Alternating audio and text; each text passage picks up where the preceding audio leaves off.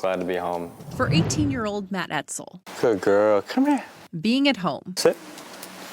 Shake. Good girl. playing with chocolate lap Saish are moments he's learned to never take for granted. Life can really change in a quick instant. In November, Matt and his family kicked off their Hawaii trip with surf lessons. Within the first or second wave, I kind of noticed my lower back was starting to feel it was getting tense. Matt was diagnosed with surfer's myelopathy, a rare condition where hyperextending his back injured his spinal vertebrae, leaving him paralyzed. What was supposed to just be a quick trip turned into a 3-month detour. Most of it at Craig Hospital in Inglewood, Colorado. Matt worked hard at physical therapy. All right, Matt. First time on the bike.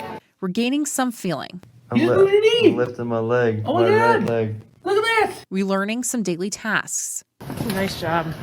And having a bit of fun, too. Passes off to Etzell. Etzell rolls. Etzell shoots. But the road to recovery hasn't been easy. Going through an injury like this, it's a roller coaster of emotions.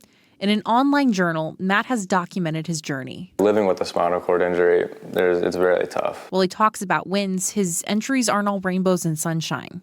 They're raw, they're real, and they are powerful. January 29th. Excuse my French, but this, all of it. I've come to the realization that paralysis is not for me, and I would like to opt out. And February 20th. I'm sort of mad at God, sometimes just asking why. Why am I being put through this? Why do I have to endure this pain? But then this. I have many mountains to climb. They're right in front of me. I promise all of you that I will walk again. I don't know when or where, but it will happen. There's a lot of days I don't feel like I have it in me. But I just got to remind myself that, it's not over yet. There's still work ahead in his journey, but it's his mental toughness and his faith. God is good, he's got a plan. Giving him strength to climb any mountain ahead. God always has my back. Well, the effort to fill teaching positions in our Clark County school continues, and teachers are stressed from filling the gaps and students impacted by the shortage of educators. Crisis in Classroom investigative reporter Tiffany Lane has some details on a new program that could help fill a couple hundred teaching openings. Tiffany? Yeah, LaToya, right now the district website shows more than 1,400 openings. Some teachers tell me they think that number will go up even more when teachers leave at the end of the school year because of the frustrations. But a new program at UNLV may help fill at least some of those positions using staff already in our schools. The special part comes from watching the growth of my students, their personalities, academically, just the energy that children bring to my life. LaShawn Threets is a special education teacher's aide at Earl Jenkins Elementary School. Because of a new program at UNLV, she says she's getting closer and closer to her dream of becoming a teacher. I've been wanting to do it for a long time, and I am very excited to finally just complete this chapter of my life. Dr. Kenneth Varner is spearheading the effort that will place nearly 400 teachers in Clark County classrooms over 3 years, including Threets, by fast-tracking their degrees. We were able to start last summer, bringing in a cohort of 36 paraprofessionals and school support staff. For these students, they have at least 60 hours of college or an associate's degree, but not quite a bachelor's. Graduate students will make up about 100 of those positions as well. So who are these paraprofessionals and support staff? Most already work in CCSD classrooms, aides like Threets, or those who do small group classroom instruction, for example. CCSD has a teacher shortage like every large school district has, but we all started talking in different groups, realized that we have a really important group of people and paraprofessionals and school support personnel who are working all day with kids, who do the work, oftentimes similar work to a teacher, who've built relationships, who are here and want to be a part of this community. So what's different about this program in comparison to the regular route to become a teacher? For one thing, it's only a year long and includes online and in-person classes on Saturdays. And it also allows Threets and other students in the program to work while they complete their coursework. This program offers the opportunity for me to get my student teaching done while I'm at work in the classroom, and they also paid for it. The only thing we have to pay for is books. Do you think that there are a lot of people who want to move into those teacher roles who, if they had to give up their job to be able to train or do the coursework for it, wouldn't be able to do it, that now are able to do it? So while we use a variety of online and in-person classrooms, the real classroom in this project is the classrooms that these folks already work in every day and the students they get to interact with. It's a real-life application of the lessons we're teaching in our courses. Varner says the university was able to provide funds for the first group, and the rest is supported through a partnership with CCSD and state grant funding. Threet says she wishes the program started a few years ago. Had it been done 5 years ago, we would have had not just more teachers, but we would have had teachers with the dedication level, to keep, to continue.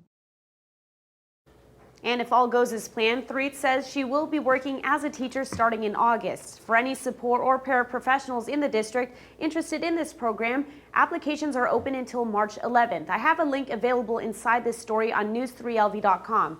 But viewers, how is the teacher shortage impacting you directly? Teachers, please reach out. What do you think of this step to handle this issue?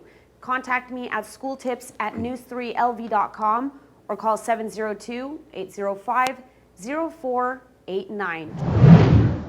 Top story tonight, the thing on all of your minds, a lot of us have wondered what the new normal might look like as we finally emerge from the pandemic. And now some of you may worry if we'll ever see an economic new normal as inflation continues to burn holes in our pockets.